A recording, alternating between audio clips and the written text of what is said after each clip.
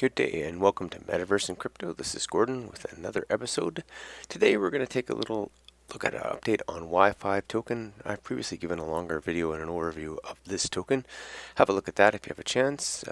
As always, this is not financial advice. Please do your own research. This is for educational purposes only.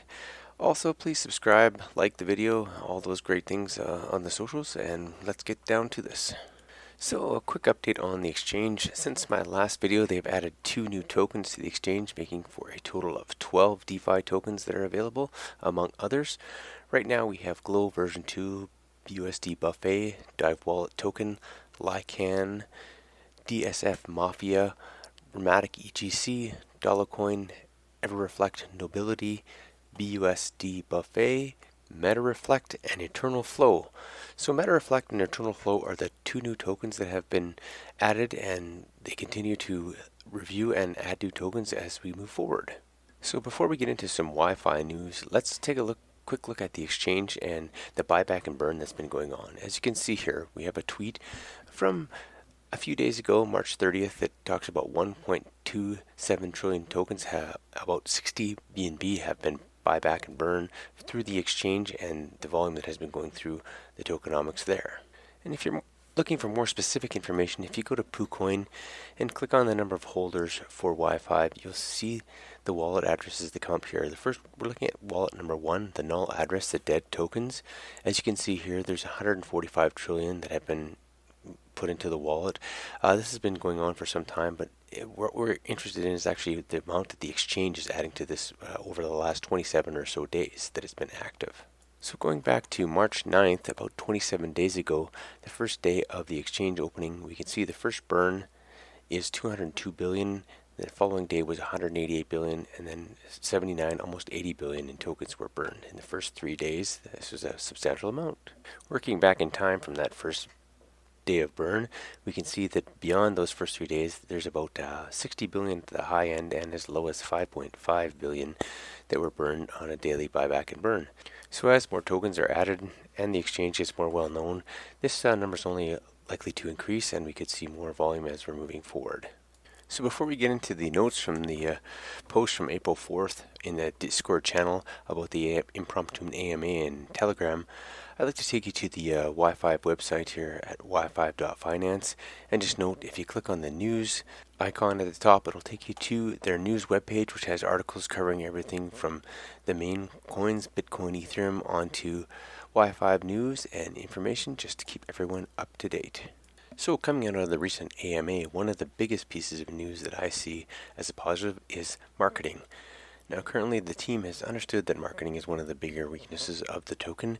The core team has listened, and they understand that this needs some changing. So they're looking at having a new marketing team. This will include all social channels, content creation, as well as paid ads on social platforms and ads on major sites. They have PR distribution and will be pushing hard on all fronts as utilities come out and they're conducting daily buyback and burns. So in my opinion, this is just a positive as we get going, and will only increase the number of holders that we have in Y-5 going forward.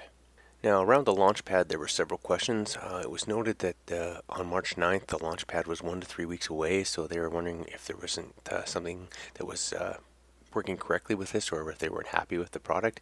And right now, the team noticed that they're just not wanting to put out the launchpad unless they actually had at least 2 credible projects to go forward with the launch.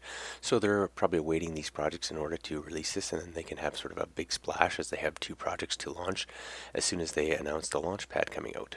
There was also a question around the exchange being more of a swap, and it was noted that this is version 1 of it, and as we move to version 2, they will have more features available that will be come full centralized exchange and DEX combined with NFT logins for securing personal data as well, and they'll also be ramping up with debit card attachments to the platform as well. So this will all drive more volume towards the exchange as they keep ramping up and adding further utilities to this.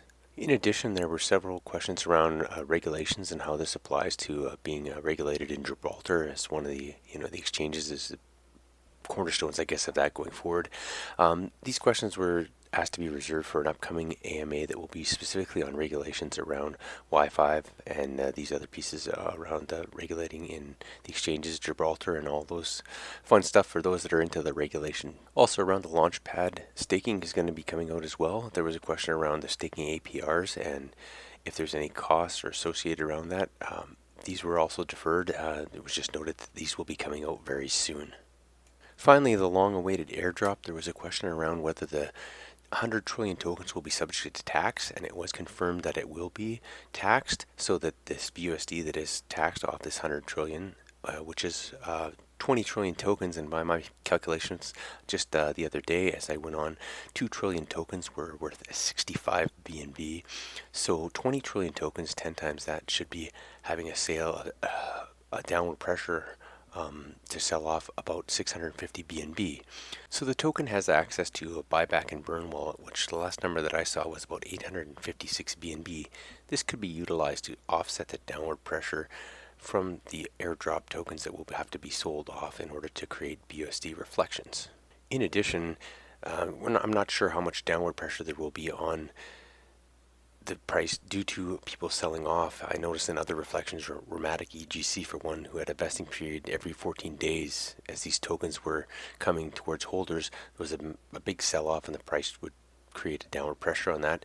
So I expect that there will be some sell-off pressure, so that will also increase maybe the amount of BNB that they need to pull out of this buyback and burn wallet in order to offset even further downward pressure. So that's it today for my update on Y-5. Looking forward to bringing you more information and news on the token in the future. This is Gordon for Metaverse and Crypto.